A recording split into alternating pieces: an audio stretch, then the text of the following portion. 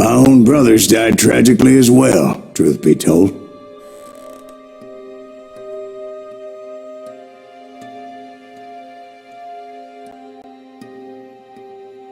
It was 1868, and me and my older brothers were pulling a tidy profit running cattle into Juarez, Mexico.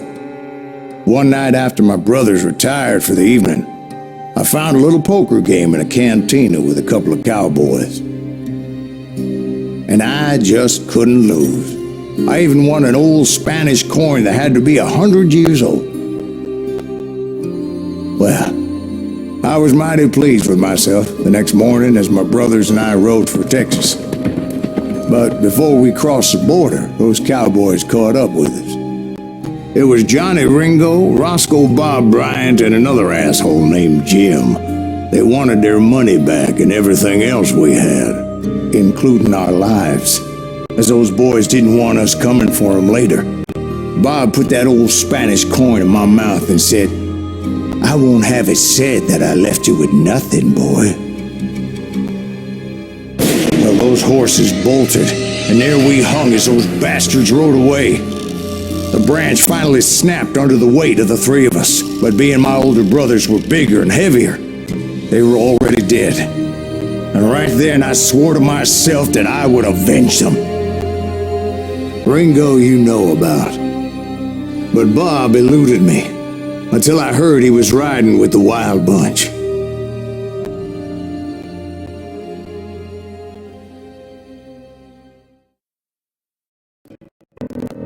I'd been on their trail for months, ever since they left their hideout in the Bighorn Mountains.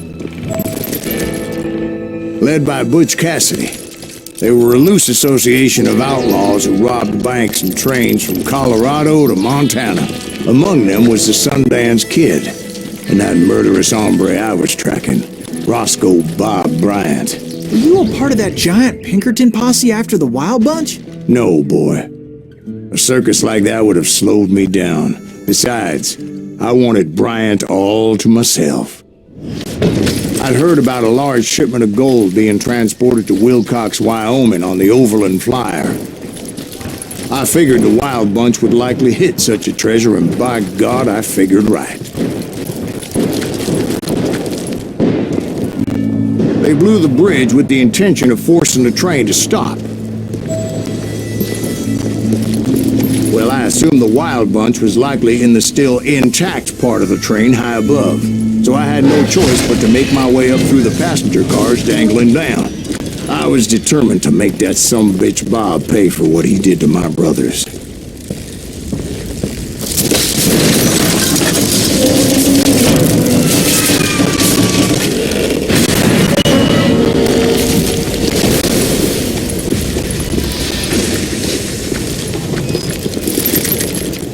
I found the device they used to blow the tracks, so I knew I was headed in the right direction.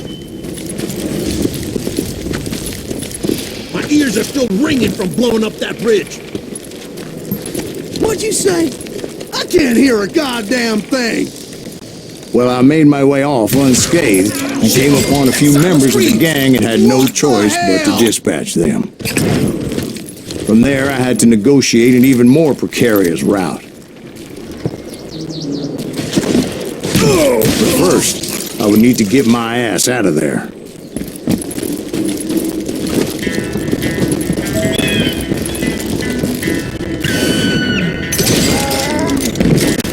I jumped from the frying pan into the fire as the train was clearly fixing to fall. I had found the gang, but in order to find old Bob, I needed to fight my way forward past a whole passel of desperados.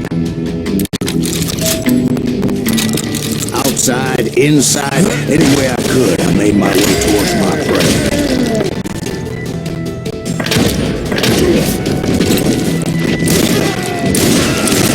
What about the passengers? It was mostly a freight train, as I recall. There were no passengers aboard that day.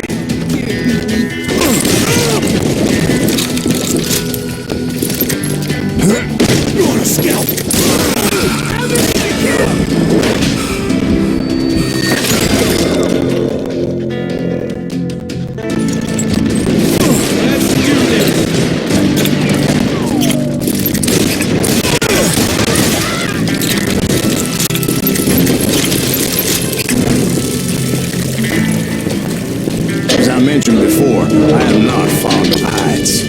but I was too busy dodging bullets to worry about falling to my death.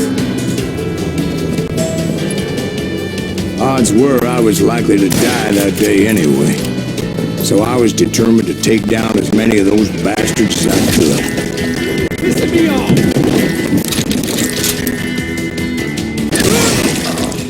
You better hide!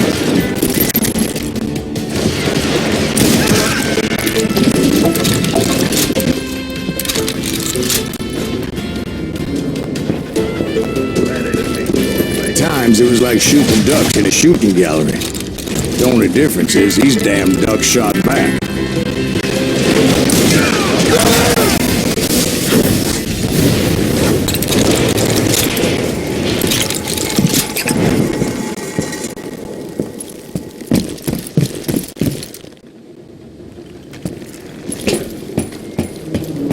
I kept hoping the law would show up and give me a hand. Like that giant Pinkerton posse that I read about. Did they come riding in, guns a-blazing to help?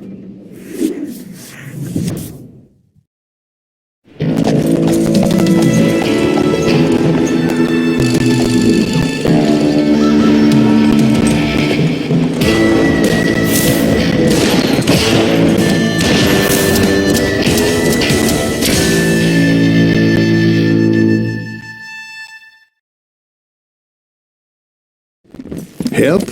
From the Pinkertons? No, son. I had to fight the wild bunch all by my lonesome, as usual. Who the hell is that? He's out of his mind! He's that son of a bitch! Got cover! Retreat! He's killing everybody! He'll kill us all! Better than that. Your luck just ran out.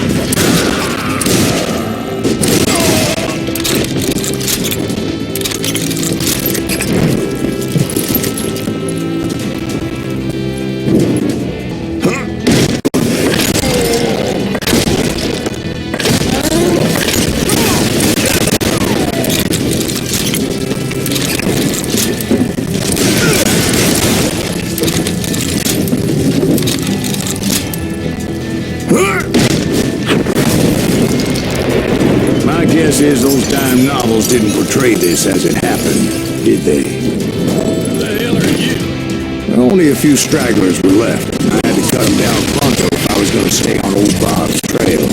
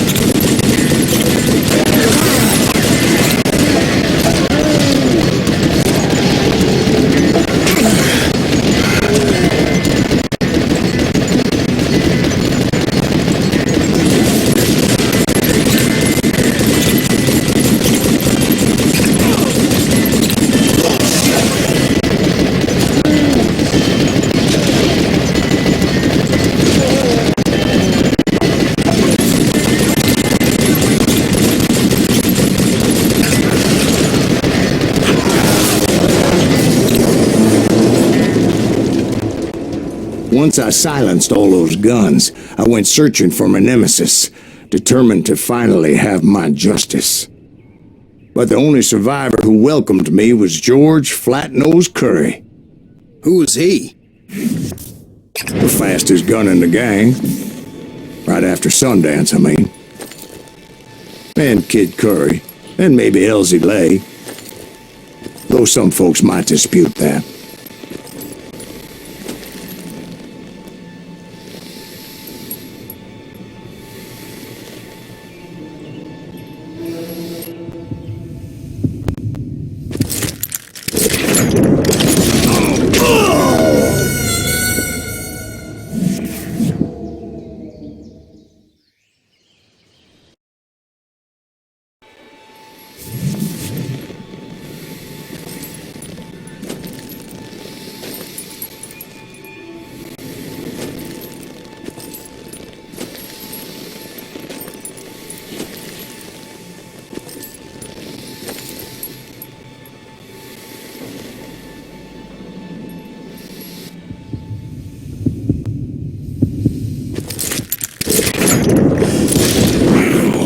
that very same day, Butch Cassidy and the Sundance Kid decided to leave the Wild Bunch behind and decamped for South America.